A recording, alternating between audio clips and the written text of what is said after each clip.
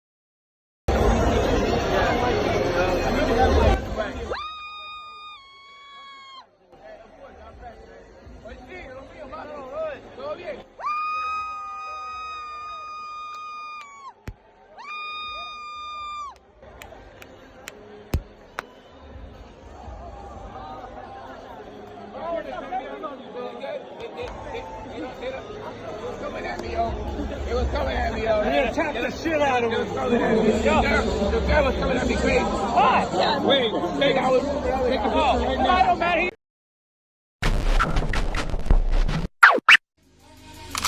Maybach music. Can anybody out there hear me? Hear me? 'Cause I just wanna...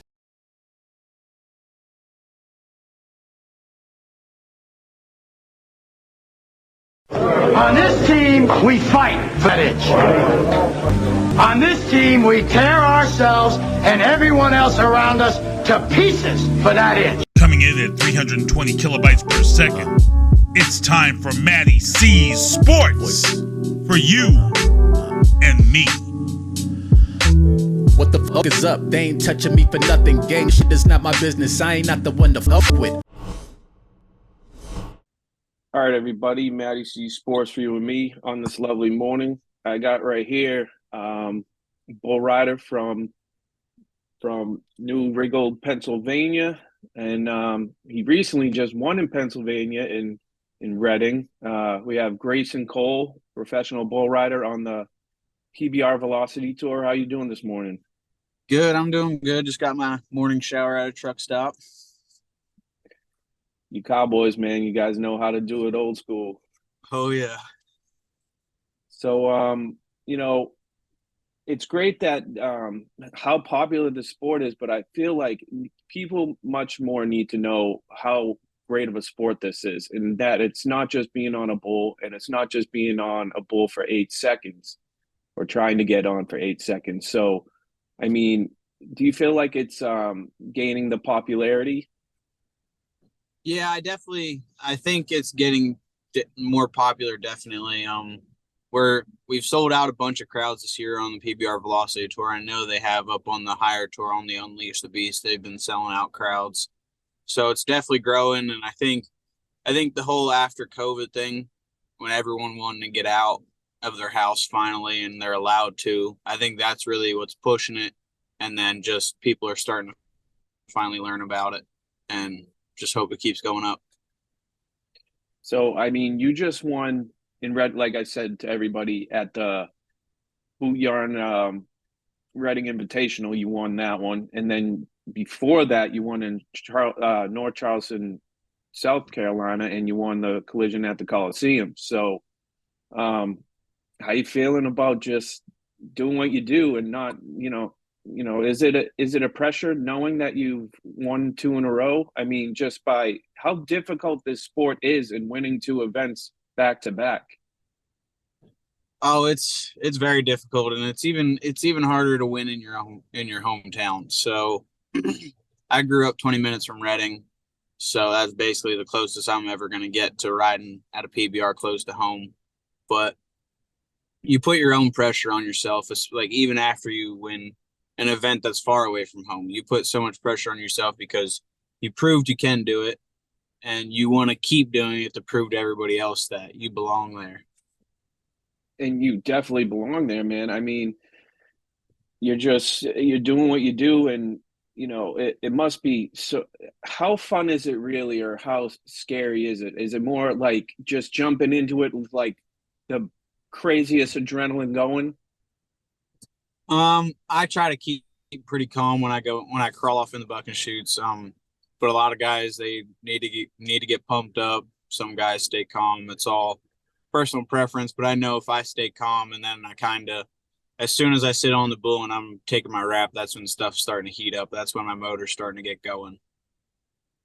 And to stay on that bull, man, I don't know how you guys do it, man. Even with the rope and, bucking up with your glove and stuff like that, like it's amazing honestly, to me. It's not supposed to be doable. That's for sure, man. And I mean, the tours you guys do is just like amazing to me, because you're going from, like you said, South Carolina, you're going to Reading, Pennsylvania. Next day, you're going to Cedar Park, Texas. Then you're going to Memphis, and then you're going up here in Worcester. Is that even takes a toll on your body? Like, that's what people don't understand. Yeah, so I just drove from Reading. I left Saturday night from Reading, and I headed straight to, I need to be in San Antonio, Texas tonight. I'm about 3 hours away from there right now. Oh my God, man. So no transportation for you guys on the Velocity tour? No, not really. And I don't fly that much anyway, so I'd rather drive it. So with Worcester, how do you feel about going there? I mean, in the COVID era, just before, you placed second in that event. Yeah, that was actually so I went to 2 events before that when I first hit 18, and I totally was not ready. But then that was my first event back after those 2 events that I was totally not ready for right when I hit 18. And I got in actually through an alternate spot because someone didn't show up, so they called me and told me to come up. So I went up, and everything went really, really good there. And even last year, I did really good there too. I think most of the time, whenever I'm up there, it goes pretty good. So I think you should come up more. Yeah. And with up in the Northeast, where I see that it's starting to gain a lot of popularity in up here, because it's like, wow, this is like a new sport that we haven't seen before. It's not just an event to bring the kids. Don't get me wrong, it is, but yeah, now people are, educating themselves. So, I mean, for me, it was kind of confusing when I first saw it, because it's like, well, where'd that guy go? Well, he went up. And then this guy, where is he? Oh, he went down. Like, it's such a fluctuating sport. Like, how do you even deal with it? Like, you could be in Unleash the Beast, like the next time they give you the call up. Yeah, I was supposed to be in Tulsa and then Eugene this coming weekend, but I turned them down so I can go to Reading. And then since I'm in San Antonio Monday, Tuesday, Wednesday here, and then on Sunday I'm in San Antonio also, going to Cedar Park just made more sense to me since I was already down here. So it's kind of just trying to connect everything, playing connect the dots almost at last minute times. So you're going to drive all the way from Texas to probably Pennsylvania, then to Massachusetts after that? Yeah. That's unreal, man. Like, behind the scenes stuff that nobody knows. They think you just fly a charter plane. And I actually got to go to Perry, Georgia before Massachusetts. Grayson, I have to say that's more power in you than that's a tough dude right there. That's dedication, driving all this way, living in that car, I'm sure, man. Yeah. Last summer, I lived out of this car for 2 months, slept in the back seat, and kept going from rodeo to rodeo. That's unbelievable, man. That's the most dedicating story I've heard, man. That's the longest 8 seconds, I'm sure. Oh, it is. Sometimes it feels short but sometimes it is long, and you're just riding, waiting for it, and it just don't help out. So for people that like really don't know about the sport, I mean, like I said, it's not just about the 8 seconds. Like to prepare for this, like what do you have to do to prepare? Like, say you're at Worcester, like what does it take for you to prepare for this that event? I mean, for me, I'm a pretty simple person. A lot of guys like to work out and all that good stuff. I'm not. I'm way too busy to be working out, and I'm usually sore anyway, so I don't work out too much. I try to occasionally just to keep, if I'm usually like this November and December, we don't have too much going on. So those are the 2 months I'm kind of trying to push myself to work out at least a couple times a week and trying to stay in shape because we don't really have too many shows throughout those times. But for me, it's pretty much just show up. We'll get there, hopefully, first, and then get in the locker room, pay my entry fees, pay all that good stuff, and then get in the locker room, chill out, change into my gear, stretch a little bit, and just hang out and bullshit with everybody.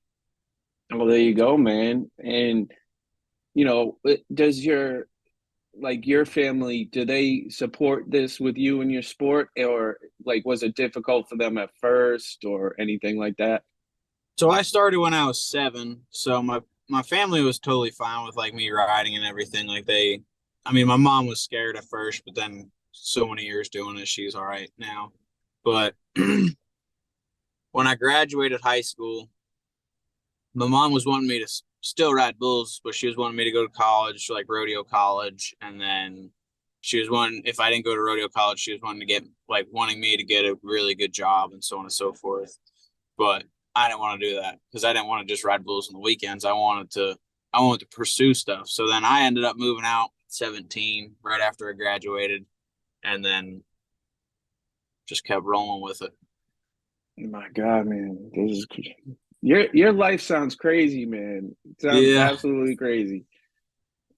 Oh my God. In with that, like, were you happy to see? I'm sure your family went to the Pennsylvania show. I mean, is it an extra boost? Like, did they give you the boost to get you the win? It's definitely an extra boost, but it's also a little bit more pressure because I went into that knowing, I went into this year with finding out that they were doing that event, knowing that is the one. If I have to win one this year, that's the one I want to win. But hopefully win a lot more this year. Well, you're looking like you're doing very well in this right now. And, you know, people just think like, you know, with the bulls, like, you know, they count as points too for this sport, you know, how they ride and all that stuff. So, with that, is there one in particular bull that you're really going after? On the Velocity Tour, we usually see a lot of different bulls, but the bull I rode in the second round in Reading, I actually been watching that bull for the past couple weeks, and everyone's been riding him. He looked really cool to get on, and then I finally drew him, so I was pretty excited. But yeah, there's always a couple bulls where you see them for a couple weeks and you're not drawing them, and then you finally draw them and you get to see what they're all about, to see if you like them or not. It's just, we usually don't have, I guess some guys probably have like a bucket list of bulls that they want to get on and ride and so on and so forth, but me, not really. I mean, I just like all the bulls. So that's it. And it's like the NFL draft. Like you don't know who you're going, and then you find out who you're going, you're like, oh, okay, or oh, all right, that's cool. Yeah. But yeah, and we could have 2 stock contractors there with sets of bulls, or we could have 5 stock contractors there and sets of bulls. We get an email usually Thursday night with our draws before the event. So if it's a Friday, Saturday event, we get them the night before. And that's when we find out what we got. And that's what's funny to me is, you know, I talked to my producer and he tells me I'm doing the Worcester show. And I said, you know that this program doesn't mean anything to me because the bulls and the riders change every single often. And Yeah. he's like, yeah, like I'm just showing you what it looks like. I'm like, yeah, I can get that at the show. Yeah. So I mean, like this sport just amazes me that it's such a different thing. Like, like now you guys have helmets and stuff. And is it optional to a rider to just not wear a helmet or? So you have to be grandfathered in. So you have to be older than the PBR or as old as the PBR. So the PBR is 30 years this year. So you have to be at least 30 years old to ride in a hat. If not, everyone under that age. So like by the time everything happens within probably the next couple of years, every bull rider will be riding a helmet, which is smart. Yeah, well, yeah. I mean, you had those guys going crazy on them things without helmets. I'm like, oh my God. Like I used to ride without a helmet. It's cool. You could definitely see it a lot more, but it's a little more scary, makes you try a little harder. it's like your true test to see if you got it or not type of deal. Yeah. That's awesome, man. I mean, I'm just blown away by how this sport runs and like how it's so indifferent from other sports of like you're not just having fun, you're really concentrating on what points they can give out, what the rider and where you can go from here. And it's just it's an amazing thing. And I'm happy to have contacted you and say, hey, like, let's talk bulls. Yeah. Yeah. I mean, this sport's literally the last kind of gladiator sport left of anything along those lines. So it's definitely cool to be a part of it. And I honestly never thought I would be able to be up at this level when I was 3. I mean, all the way until I started riding. I mean, it was just, this is where I wanted to be. I wanted to be at the PBR. I wanted to be one of the top guys in the world and so on and so forth. And as I got older, I mean, high school road, I mean, there was times when I was growing up that I was scared of getting on bulls. And I mean, everyone's scared of it. I mean, there's a lot of things that can go wrong. But through my high school years, I was okay. I was a little bit better in my middle school years in high school rodeo and everything. But then kind of high school, I started getting a little bit in my head, fighting my head about it. And then finally, 2 years after high school is when everything started finally clicking. It was the summer of 2019. I won like 13,000 on this amateur rodeo tour that I was on all year. And my one buddy that made the world finals the year before me, Dalen Swearingen, he's now the world champion. He was messaging me all that summer telling me, you need to buy your PBR stuff. You need to go, you need to go, you need to go. And then I finally bought everything, started going, and then it's just been climbing the bracket every year so far. I mean, man, you got 3 velocity tours in the qualifiers. You have the qualifier in the world finals. I mean, you have so many accolades in the sport that, you got to continue that career, man. Yeah. And yeah, I'm definitely excited to see what the rest of this year brings me and how it all goes. Cause so far it's pretty jam up right now. Yeah. And I mean, to like how cool it was. I was like, oh, I'm looking for an image to find for Grayson, and I'm like, oh, that's the one with the finals patch. That must have been so cool. Like you wear that with pride type of stuff. Yeah, definitely. Yeah, it definitely is. So I mean, what's the eating habit for you, man? Like straight up steak? I eat whatever. I mean, usually I'm on the road, so I'm usually eating fast food and all that good stuff. So I'm not a big on. I mean, I think I'm like 157 right now. I do weigh myself a bunch. I want to get to 155, but I can never get to 155. Those 2 pounds are the hardest thing to lose for me. So I'm about 157, and I don't watch what I eat. So even more, man, to your story, just it's amazing how all this has come together for you. Yeah. So for this year, what is your goal besides meet me at Worcester? So I'm wanting to win the Velocity Finals title. Like, I want to win the year end for that. And then that should give me an invite to the World Finals and hopefully go to the World Finals, do my job there. And then I'm also sitting really high in the PRC, which is the Pro Rodeo. I think I'm sitting at least in the top 10. I haven't checked the standings in a while. I was in the top 5 for a while, but I don't know if I dropped out of there or not.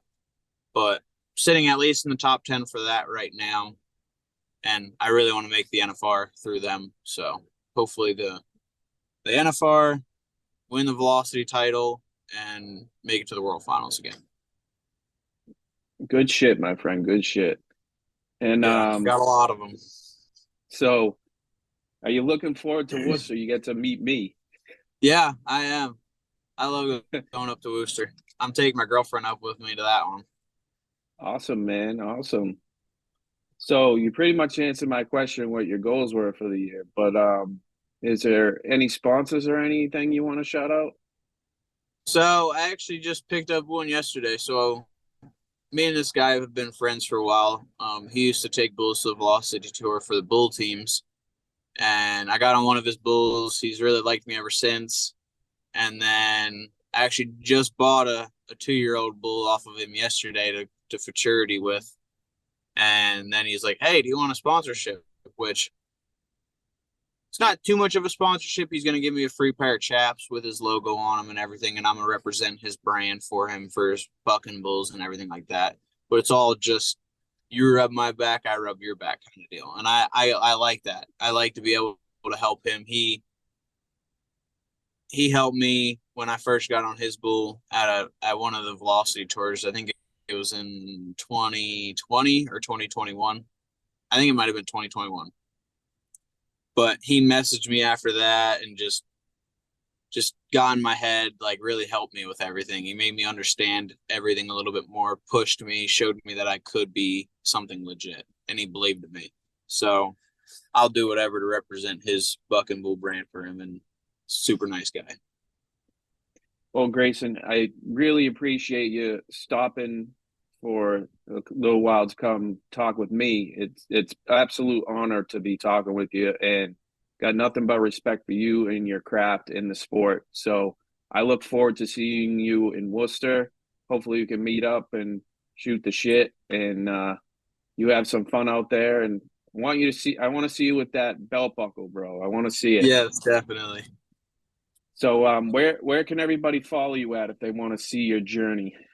I forget what my Instagram tag is, but it's Cole something Grayson 601. Facebook. I have a TikTok, but I don't post too much on my TikTok. I post a bunch of my wrecks on my TikTok, but it's all on my Instagram, everything. So.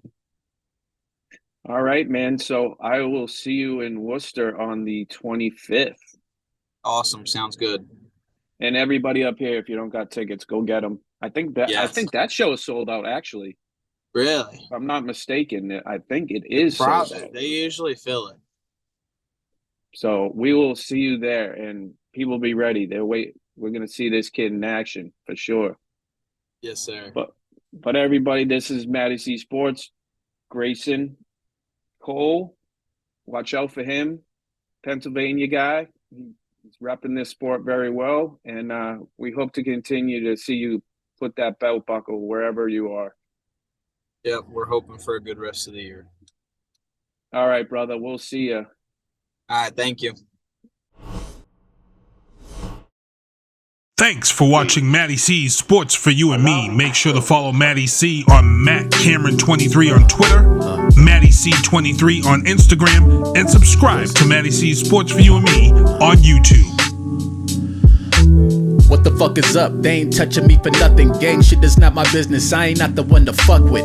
I bring the flow with lyrical stamina, rapping a million miles. One point I'm an animal, then I'm a cannibal, taking my pick and I pounce. Bold and serious, cold amphibious track murderer. A cup I need by no one, so I got my back vertebra. The heat is up, extinguisher. I got the track burning up. Don't think to touch 6 feet's enough to get the match to combust. Diamond, strike it, ignite on any given surface solid. Callous symbols that come from